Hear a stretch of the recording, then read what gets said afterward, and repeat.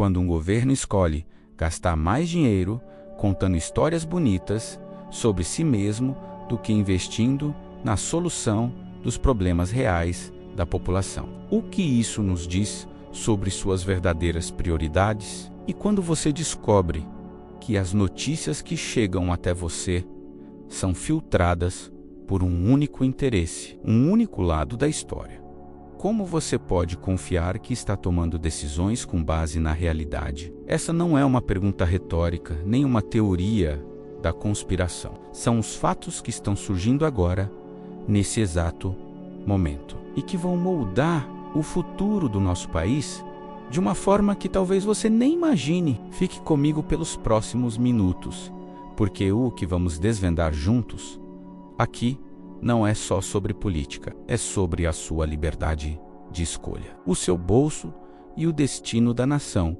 que seus filhos vão herdar.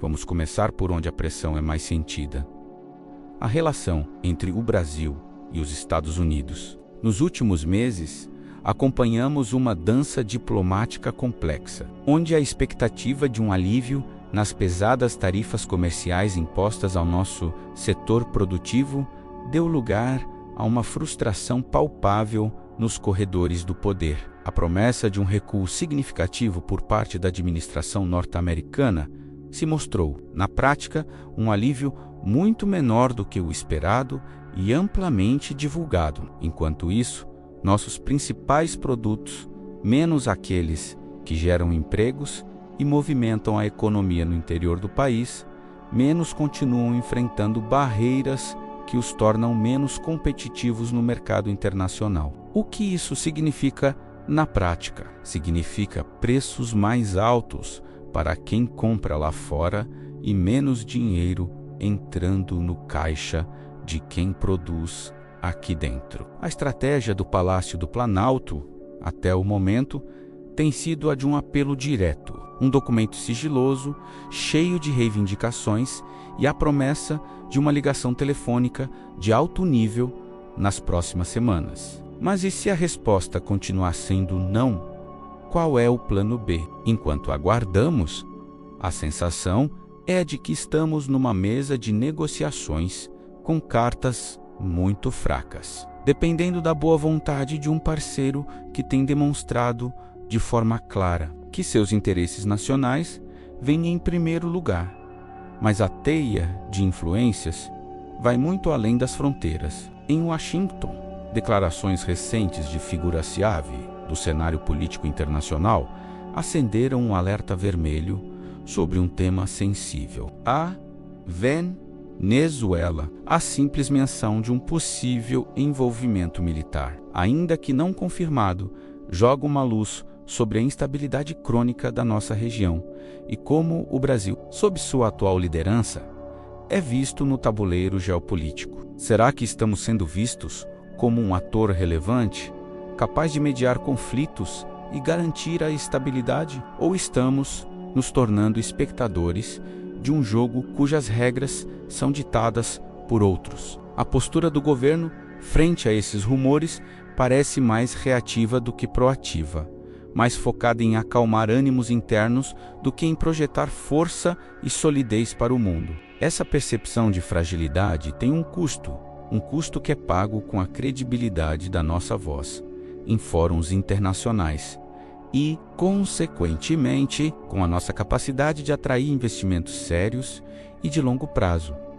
E como se constrói uma narrativa de força e competência quando a realidade parece apontar para o caminho oposto? A resposta, aparentemente, está em um dos orçamentos mais generosos da máquina pública: a verba de publicidade. Os números são claros e estarrecedores. Uma parcela cada vez maior dos recursos destinados à comunicação do governo está sendo canalizada não para campanhas de utilidade pública que informam sobre serviços e direitos, mas para uma promoção incessante e personalista da figura do presidente e de seu grupo. A linha tênue entre informar e fazer propaganda eleitoral com dinheiro público foi não apenas cruzada, mas apagada. Transformaram um mecanismo que deveria servir ao cidadão em um megafone gigantesco, financiado pelo próprio contribuinte para cantar loas ao governante. É uma inversão de valores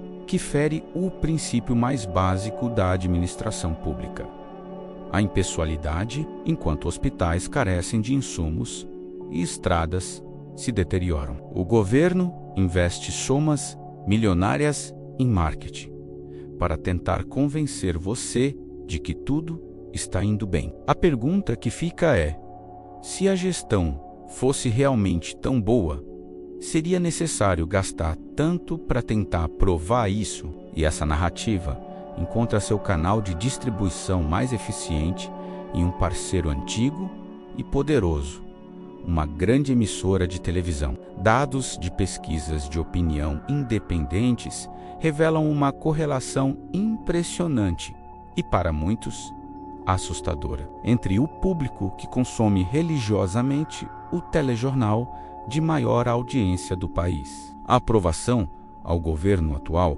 atinge patamares estratosféricos, beirando a unanimidade. É uma sintonia quase perfeita, uma harmonia que levanta questões inevitáveis sobre a isenção e o papel da grande mídia em um regime democrático. Quando a mesma fonte que deveria fiscalizar o poder se torna sua principal caixa de ressonância, o que sobra para o cidadão que busca uma visão crítica e plural dos fatos? A sensação é a de que se criou um ecossistema fechado, onde o governo fala de si mesmo, para si mesmo, através de um veículo que amplifica sua voz, criando uma bolha de percepção que distorce a realidade. O resultado é um emburrecimento cívico, um achatamento do debate público, onde a complexidade dos problemas nacionais é reduzida a slogans otimistas e inimigos convenientes. E para fechar este primeiro bloco, com um exemplo vívido dessa desconexão entre a narrativa e a realidade, temos o caso da recente Conferência Internacional sobre o Clima, a COP30, vendida como o grande evento do Brasil no cenário mundial, um momento para mostrar nossa liderança verde e nosso compromisso com o futuro do planeta. A cúpula se transformou em um retrato falado do despreparo e da ineficiência. Jornalistas estrangeiros que vieram para cobrir os debates ambientais foram surpreendidos por uma onda de assaltos e pela falta de segurança básica. A infraestrutura, que deveria ser exemplar, ruiu sob o peso de sua própria incompetência. Falta de água, lixo acumulado, geradores a diesel vomitando fumaça em pleno evento sobre sustentabilidade. A imagem que ficou para o mundo não foi a de uma potência ambiental, mas a de um país que não consegue nem mesmo organizar um evento em sua própria casa. A cereja do bolo veio com a declaração crua de um líder europeu, um aliado ideológico que não conseguiu disfarçar o alívio de ter deixado para trás o local do evento.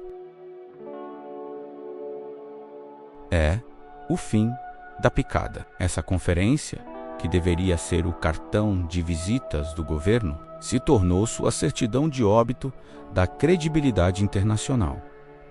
A máquina de perseguição e a primavera conservadora na América Latina, enquanto a fachada internacional racha, revelando as goteiras e infiltrações, o cenário doméstico se transforma em um palco de guerra jurídica, onde as regras do jogo são reescritas a cada jogada. O alvo central dessa investida é ninguém menos que o principal nome da oposição, o ex-presidente Jair Bolsonaro. O que estamos testemunhando não é um processo legal comum, é uma operação de cerco e aniquilação política com uma urgência que salta aos olhos. Os prazos processuais, que em situações normais se arrastam por meses ou até anos, são acelerados de forma inédita, como se houvesse um cronômetro correndo contra a democracia. A pergunta que não quer calar é: por que tanta pressa? O que motiva essa corrida frenética para trancafiar um ex-chefe de Estado antes mesmo que todos os recursos legais se esgotem, a resposta parece estar menos nos autos do processo e mais no calendário eleitoral. É a política disfarçada de toga. É a vingança vestindo a capa da justiça. A peça central desse tabuleiro é o Supremo Tribunal Federal. Recentes decisões da Corte têm levantado debates acalorados sobre os limites entre julgar e legislar. Um dos próprios ministros, em rara declaração de autocrítica, alertou publicamente sobre os perigos do ativismo judicial. Ele usou como exemplo as restrições criadas em torno do Marco Civil da Internet, onde, em sua visão, o tribunal saiu de sua função de interpretar a lei para assumir o papel de criar novas normas, uma atribuição que, pela Constituição, caberia exclusivamente ao Congresso Nacional. Quando o Judiciário avança sobre o terreno dos outros poderes, ele não fortalece a democracia. Ele a enfraquece, substituindo a vontade popular representada no Legislativo pela vontade pessoal de meia dúzia de indivíduos, não eleitos. É um golpe silencioso, mas devastador contra o Estado democrático de direito. E a perseguição não para no ex-presidente. Ela se estende como um polvo a seus familiares e aliados mais próximos. Seu filho, o deputado Eduardo Bolsonaro, também se tornou alvo de ações judiciais movidas pelo mesmo tribunal. O time, mais uma vez, é sintomático. As ações correm em ritmo acelerado, buscando um trânsito em julgado antes das próximas eleições, numa tentativa clara de torná-lo inelegível. É a judicialização da política em sua forma mais crua, onde a urna é substituída pela caneta de um magistrado. A mensagem enviada é cristalina.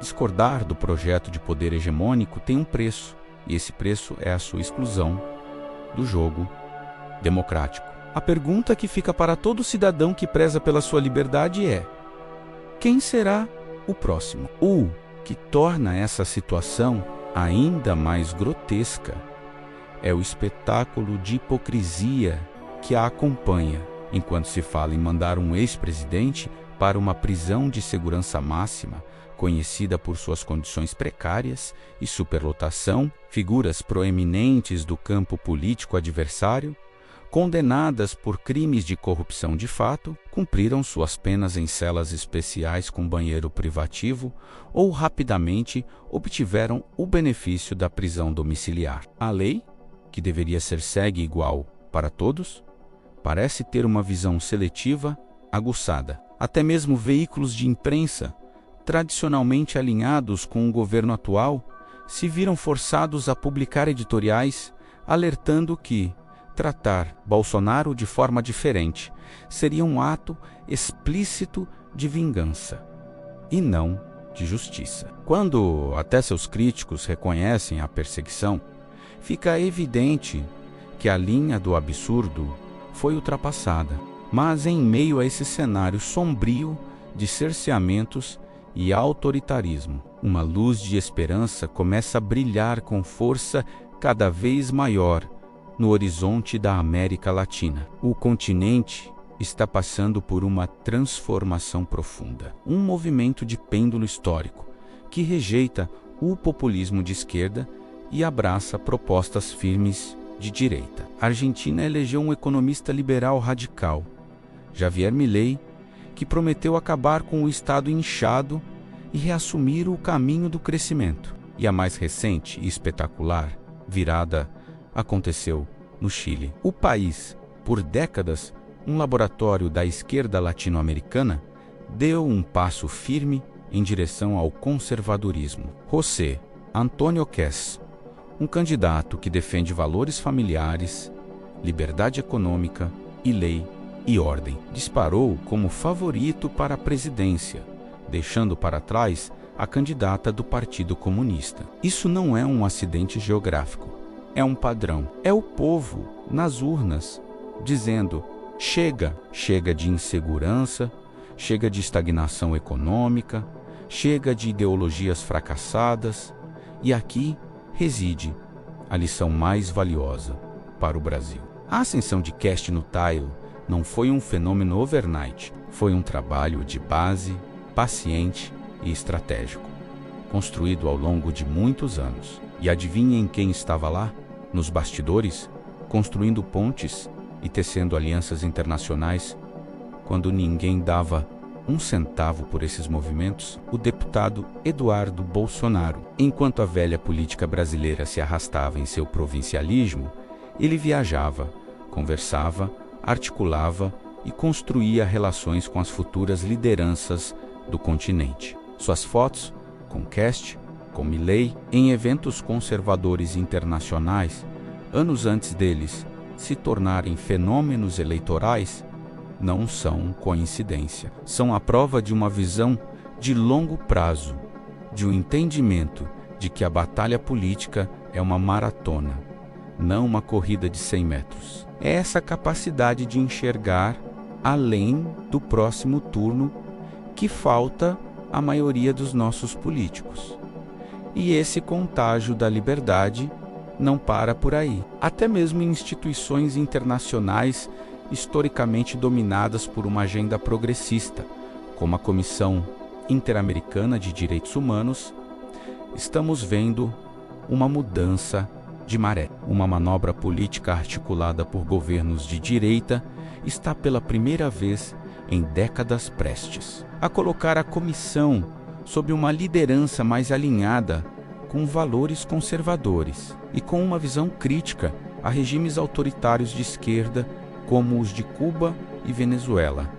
Isso representa uma guinada histórica. Significa que o campo de batalha das ideias está se expandindo e que a narrativa única e hegemônica da esquerda finalmente está sendo desafiada em todas as frentes. O mundo está mudando. A pergunta é: o Brasil vai pegar o último trem dessa história ou vai ficar para trás, isolado e afundando em seu próprio atraso? E aí, qual é a sua opinião sobre essa verdadeira revolução silenciosa que está acontecendo na América Latina? Você acredita que o Brasil vai finalmente entrar nessa onda e se libertar do jugo que nos prende há tanto tempo? Eu quero muito saber o que você pensa. Então, aqui vai um desafio diferente. Comenta aqui embaixo com o nome de um país que você acredita que será o próximo a dar uma guinada conservadora. Vamos criar um mapa mental dessa transformação juntos. E claro, se você acredita que a verdade e a liberdade de expressão devem vencer, não deixa de se inscrever no canal e de apertar o sininho. Essa é a nossa trincheira de informação. E cada inscrito é um soldado a mais nessa batalha. Sua voz importa, a esperança que não se apaga e o chamado para a ação apresentador. Enquanto as instituições são instrumentalizadas para fins escusos e a máquina do Estado se volta contra seus próprios cidadãos, é tentador cair no desespero, naquele sentimento amargo de que tudo está perdido. Mas eu estou aqui hoje para lhes dizer com a convicção de quem analisa cada movimento desse tabuleiro. A esperança é a última que morre, e os ventos da mudança que já varrem nossa vizinhança continental não vão passar em branco pelo Brasil. O que estamos vivendo é o prelúdio de uma grande transformação, o momento mais escuro que antecede o amanhecer. A pergunta não é se a mudança virá, mas quando e como nós, que acreditamos em um futuro diferente, vamos nos posicionar para torná-la realidade. A semente da resistência já foi plantada, regada com o suor de milhões de brasileiros que não se curvaram e agora começa a brotar com uma força que é impossível conter. Olhem para o cenário internacional como um termômetro do que está por vir. A administração atual dos Estados Unidos, em pouco mais de 9 meses de gestão, já promoveu uma revisão estratégica profunda em sua política externa e comercial. As antigas certezas do globalismo cego estão sendo questionadas. As agendas que durante anos foram impostas como verdades absolutas estão perdendo força e credibilidade. O que vemos é um mundo em reconfiguração, um rearranjo de poder onde nações redescobrem sua soberania e passam a priorizar seus interesses nacionais. Para o Brasil, isso representa uma janela de oportunidade única. Ou nos preparamos para navegar essas novas águas com coragem e destemor, ou seremos engolidos pela onda do obscurantismo que ainda insiste em nos manter no atraso. A escolha é nossa e o tempo para Fazcla está se esgotando. E é justamente nesse contexto que a figura do deputado Eduardo Bolsonaro ganha um relevo estratégico inquestionável. Com pouco mais de 40 primaveras, ele representa não apenas a continuidade de um legado, mas a evolução natural de um projeto que é maior do que qualquer indivíduo. Seu trabalho de formiguinha, construindo pontes sólidas com as lideranças emergentes do mundo livre, demonstra uma visão de estadista que transcende as picuinhas da política doméstica. Enquanto muitos se preocupam com o poder pelo poder, ele parece entender que a verdadeira batalha se dá no campo das ideias, na construção de alianças duradouras e na defesa intransigente de princípios. O futuro da direita brasileira, se quiser ser vitoriosa, precisa aprender com essa lição. É preciso ter paciência, estratégia e a coragem de semear hoje a árvore que dará sombra às próximas gerações. Os sinais de que o sistema está com os dias contados estão por toda parte, mesmo nos lugares mais improváveis. Recentemente, a liquidação extrajudicial de um grande banco e a prisão de seu controlador principal enviaram um tremor através do establishment financeiro. Esse evento, analisado sem as lentes distorcidas da narrativa dominante, revela uma luta fratricida no topo da pirâmide. Um cobra come cobra, onde os interesses em jogo são tão colossais que nem mesmo os antigos aliados estão seguros. É o sintoma de um regime em decomposição, que começa a devorar a si próprio quando já não encontra mais inimigos externos para perseguir. A casa está caindo e os ratos estão começando a pular do barco. Cabe a nós, sociedade, estarmos atentos para não sermos soterrados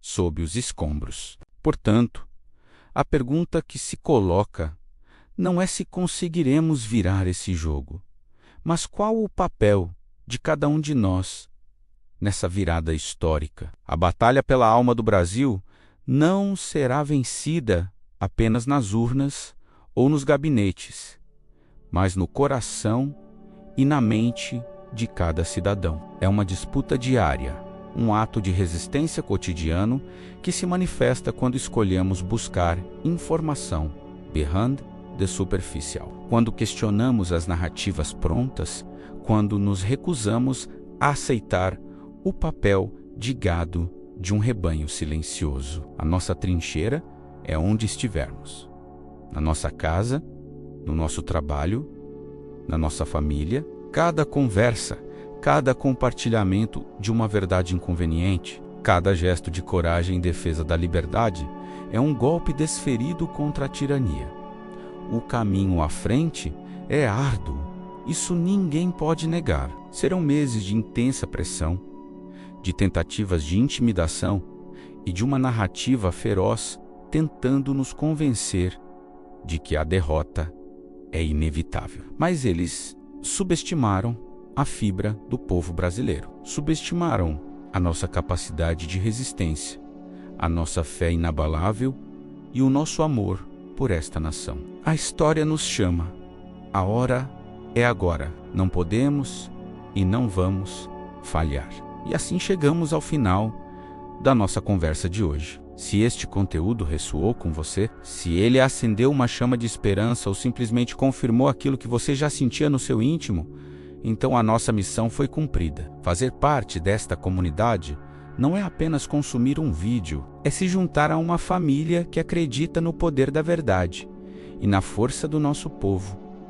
Eu te convido, do fundo do meu coração, a se inscrever no canal. Cada novo inscrito não é um número para a gente, é um rosto, uma história, um soldado a mais na nossa linha de frente, pela liberdade. E por favor, toque esse sininho. Ele é o nosso sinal combinado.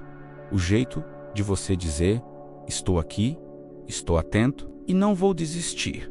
Agora, eu quero transformar esse monólogo em um diálogo. Nos comentários, conta para mim e para toda essa família o que você está disposto a fazer dentro da sua realidade para ser um agente dessa mudança que o Brasil tanto precisa. Pode ser algo grande ou pequeno, o importante é intenção. E me diz também, qual foi o momento deste vídeo que mais tocou o seu coração, ou que você considera o mais importante para compartilhar com alguém? Vamos criar um verdadeiro mural de inspiração e coragem aqui embaixo.